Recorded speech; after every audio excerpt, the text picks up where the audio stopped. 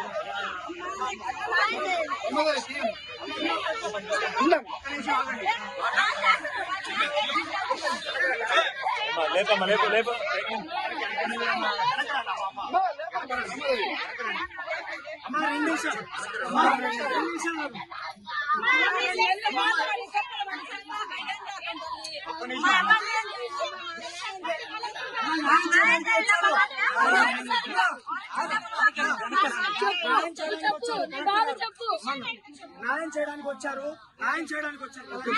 చెప్పండి. మీరు న్యాయం కోసం వచ్చారు, న్యాయం గారికి చెప్పండి. నువ్వు చెప్పు, మాట్లాడలేదు కానీ నువ్వు చెప్పు. నువ్వు రా బాబాయ్, మాట్లాడలేదు కానీ నువ్వు మాట్లాడు. పక్క తీసుకెళ్తున్నాను.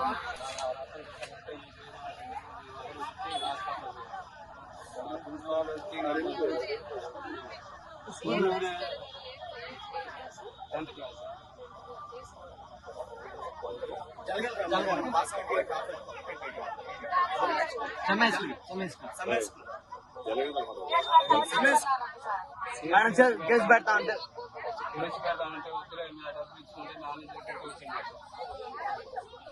మా ముందు రోజు వచ్చారు కట్టి ఎన్నాడు పోయింది అమ్మ.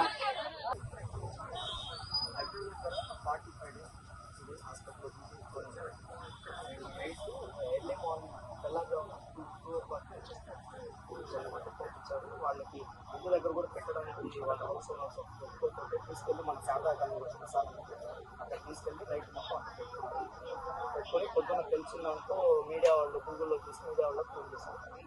పొద్దున్న ముచ్చని వచ్చింది, దండ తీసుకొని వచ్చి వేసి ఏంటి ఇప్పుడు నా మీద కేసు పెడతారు, పెట్టుకోండి అని చెప్పి రిక్వెస్ట్గా మాట్లాడి వాళ్ళ పేరెంట్స్ వెళ్తారు.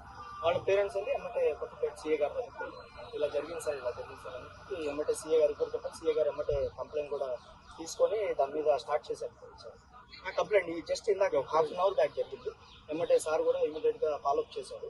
వాళ్ళ పేరెంట్స్ ఏంటంటే తమ దగ్గరకు వస్తే ఇంకా న్యాయం జరిగింది అనేటటువంటి ఉద్దేశం. దీని మీద హెచ్ఎం కూడా చాలా రెక్లెస్గా మాట్లాడటం. మొన్న చూస్తే కేఎల్పీ స్కూల్లో సంఘటన చిన్నారుగా నిన్ను చూస్తే సంఘటన ఉంటే ఒక బాపల్ని ఇప్పుడు ఇది చూస్తే ఎంఈఓ కూడా ఎంత రెక్లెస్గా తయారయ్యారంటే అసలు ఉన్నటువంటి స్కూల్లో సమస్యలు పట్టించుకోకుండా ఈ విధంగా చేస్తామంటే ఎందుకు మేడం యాజ్ ఎంఈఓ దేనికి మేడం? డిఓ గారు ఏమో రీసెంట్గా వచ్చారు, ఆయనకి తెలియదు.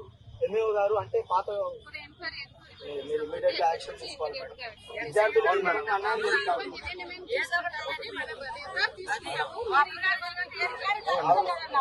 ఇంకా మీ మీద ఓకే.